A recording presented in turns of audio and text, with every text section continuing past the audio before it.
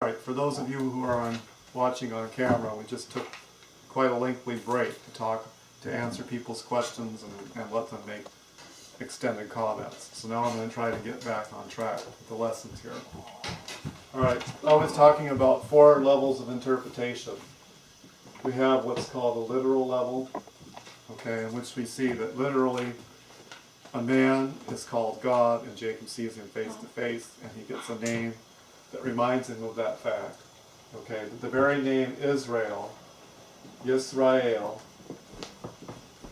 okay, should remind you of how the name was given, that there was a struggle with God, that Jacob saw God face to face, that this person who's called a man in the text cheated, gave Jacob some of his own medicine. Okay, that's the literal level of interpretation. Okay, and then we have what's called literary hint. Okay. Okay, and that's use of keywords, of certain words that will hint or point to something prophetically down the line. Okay, with certain ideas. Okay, point back too. Then we have something which is called illustration. Okay. Illustrate, you know, like you draw a picture of something. Okay, or you draw a picture of one thing to illustrate some other idea. Or you tell a story like Jesus or Messiah did. To make a parable. Point. Right, like a parable. He's using everyday occurrences to illustrate a spiritual truth. Right. Okay, now the church typically calls this stuff homily. Okay. And in Hebrew we call this stuff drosh. Okay? That sounds like trash. Like, yeah, I was thinking Drosh, okay. And the literary hint in Hebrew, this is called remez. I spell terrible. Okay. Remez, or a hint, okay. And the literal level is called Pashah. I don't know if that's spelled with a tav or a tet, but we'll leave it at that for now. Okay. And then there's one more level, which is what you would call symbolical or mysterious. Okay, or a mystery. Okay. And that's where this stuff you can detect. Okay, if you pay attention to certain words and their reuse later on, or their use in the past, it's like a literary illusion. If you're reading great literature and you haven't read the stuff they're alluding to, you miss the point entirely. What's great literature? Like Shakespeare, or Chaucer, or any writer that puts more than just a literal scene setting into their writing. They use words that will remind you and connect to other things, forward and back. Foreshadowing. Okay. Yeah, foreshadowing is great for remez here. Foreshadowing. Okay. So we saw in the wrestling all night, and this phrase "going up of the dawn" and the use of offering. Okay. Now the additional point I wanted to make here is that a sacrifice offered in the daytime, okay, like the continual offering. You spelled it wrong. What? Daytime. Daytime, okay, like a continual offering. In Leviticus, I think 6 or so, it says that the offering is to continue to burn on the altar all night. It burns all night, okay? It's offered in the day, here's the day, and it burns into the night, okay? And then in the morning, the ashes are taken off the altar. So really, that is the end of the offering, okay? So the end of Yeshua's offering is when he rose from the dead in the morning, Okay, and that's when Jacob got his blessing.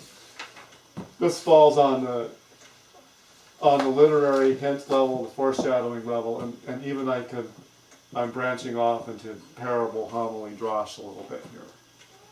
If you go just from the hint words to expanding on the ideas, then you can get into this. Now, as you go from this level to this level to this level, it gets more and more and more subjective as you go. You know what I mean by subjective? Okay. By the time we get to this level, speculation can become a problem. Where would prophecy come in? Well, prophecy has its own Something literal deep. level. Okay. And prophecy Something deep. prophecy actually has all of these levels. The Hosea 6 passage, 1, 2, 3, has all of these levels. But I need to describe what this is called sod in Hebrew. Okay. Sod level, the mysterious, the mystical level. And if you don't have your interpretation right on this level, the literal level, every level is dependent. Okay, if you're not right with the literal, if you ignore this, what you take to be a hint or not a hint is going to be all wrong.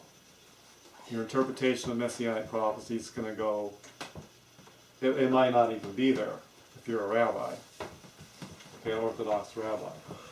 And you don't get this right, then you can't make proper parables or droshes. And you don't get this right, then you don't have a chance of getting the mysterious right. Okay, now the rabbis go and they try to play number games, okay, called gematria, with the symbolic level, okay, to make speculated points. Okay, but if this is wrong, then the speculation can't be right. And if you, so the question is did God put some stuff that he wanted to hide, and to hide? That's why it's mysterious, okay? Did he put hidden stuff in the scripture that he didn't want people to discover unless they Who wrote had the all book of this Genesis? right, and then maybe they could guess, make a correct educated guess as to some of the interpretations here. Who are the major partakers in writing the book of Genesis? How do you know they didn't just write that because it was easier than Genesis somebody was- else? Each part of Genesis will be introduced with, these are the generations. Okay, indicating that there were some family records that were being kept, that recorded, so that would be recorded on tablets. Maybe they had writing paper before the flood. We don't know everything about before the flood, but these records were either memorized or handed down, and it's very possible that they were memorized because by Shem and even Abraham passed down because by memory, because remember, even Abraham lived 175 years. So their memories were probably quite a bit better. They were probably quite a bit better at actually memorizing something and retaining it than we are nowadays. I don't know, I'm pretty good at remembering things. Well, you might be good at remembering things, but imagine if you lived 900 years, how good you would be at remembering something. Probably better. Okay. All right. That's me. How does your memory get better if you live longer? Now, It doesn't. I don't want to go into this passage completely right now. I just want to talk about it a little bit. In the book of Judges, in Judges 13, we have a similar situation with the angel of the Lord. Only there he's called the Malakh YHWH, okay, who ends up being identified as God, El. Okay, and they say we have seen God and we live, and they go through a similar thing that Jacob went through, and also that Hagar went through in Genesis 16. Okay, but what happens is that the messenger, okay, the Hebrew root for ascend is Allah, okay, to go up, okay. And also the word for burnt offering often actually is more correctly translated ascending offering, going up. So we find out that he names himself Wonderful Okay, that's in Isaiah 9:6. It's one of the titles of the Messiah. Dad, your handwriting's getting worse and worse. Okay, well then just listen to me. Okay, all right. So the messenger, when they this is a rock. Okay. It looks like a Okay. mountain. So the offering here, we could call it a minha or an olah, but the offering is a burnt offering, an ascending offering. Okay. So that's when you burn it in fire, and the smoke goes up. Okay.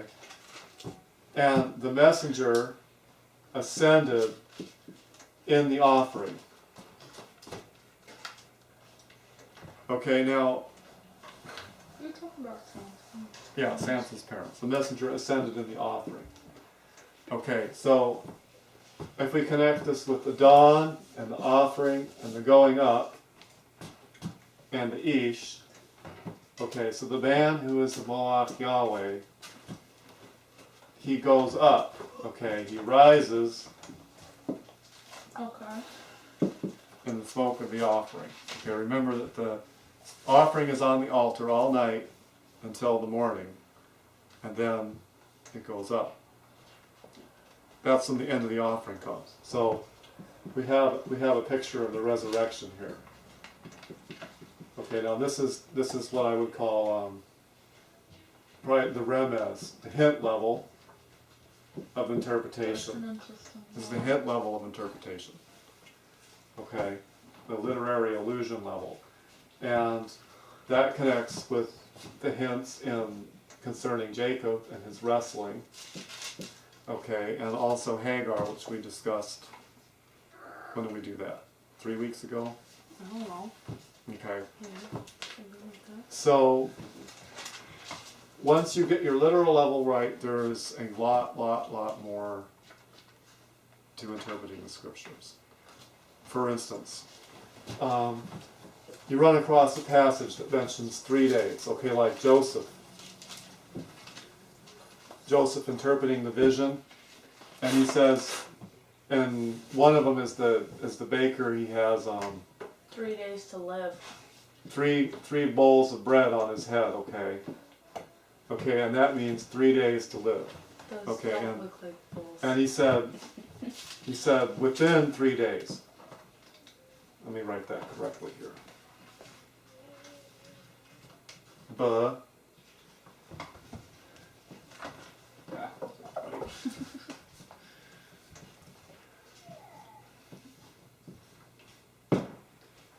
Ba'od, okay?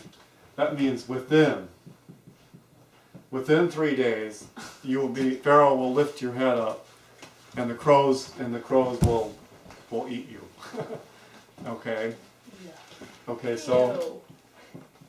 he dies within 3 days. And of the other man, the wine person with the cup in his hand, okay, there's the cup. Okay. Clusters, what was it? Was it 3 clusters of grapes? That he Yeah. squeezed? Okay, 3 clusters of grapes. Okay, those also are within Those 3 aren't days. clusters, You will be lifted back up to your position, raised up. Okay, so this is a picture of the crucifixion, or the hanging, impalement. That's Latin derivation. And after 3 days of death. Okay, not after, but old. Okay, where's that? Okay, within 3 days. Okay, and then the resurrection within 3 days. Okay. Now, why is 3 days associated with the crucifixion? Because that happens in 3 days. Well, yeah, but this is also, there's also what I call a remez in here. That's Well, the chief baker got killed in 3 Yeah. days, not dead for 3 days. Yes, I know. Okay. But Yeshua says, or actually the text in Mark 14, it says after 2 days is the Passover. And also in another passage in Matthew it says after 2 days, on the 3rd day. On the 3rd day, Abraham lifted up his eyes and saw the place. Okay. So this is connecting it with both his crucifixion. The crucifixion day is called the 3rd day too. Okay, after 2 days is the Passover, and Yeshua was hanged on the eve of the Passover. Okay, so to get back to the point here, this 3-day theme, okay, if you just run into one of them in one place in Scripture, you would say, oh, that's speculation. Somebody's just reading a story into that. Okay, but then if you see how history unfolded and you go back and you study a whole bunch of 3-day passages, List them. it becomes very There's a clear lot. that these bits of symbolism We in the need a 3 list. days was intentional. It was intentionally put in Scripture when you keep studying each of the different 3-day passages. And there's a lot of them. Okay. And by being familiar with the mass of the passages, you know that it's a theme of Scripture. So much so that certain rabbis have recognized it. And when they come along and they make, like Schneerson claim to be the Messiah or something, and then they die, somehow 3 days they come back to life, or they want to come back to life on the 3rd day. Somehow that gets into their interpretation. That's because they're recognizing the theme, although they're not connecting it to Yeshua like they should. Did you get the part about David and the person who revived on the 3rd day? Well, let's just stick with one passage now. Oh, might as well get another one because this one's even easier to understand. All right. Did yours read the New Testament? Not usually, no. I think you guys are getting tired and I'm getting hungry. You just got recorded saying that. That's okay. Cut the feed so we can eat, so we can have our dinner. You're gonna have to cut that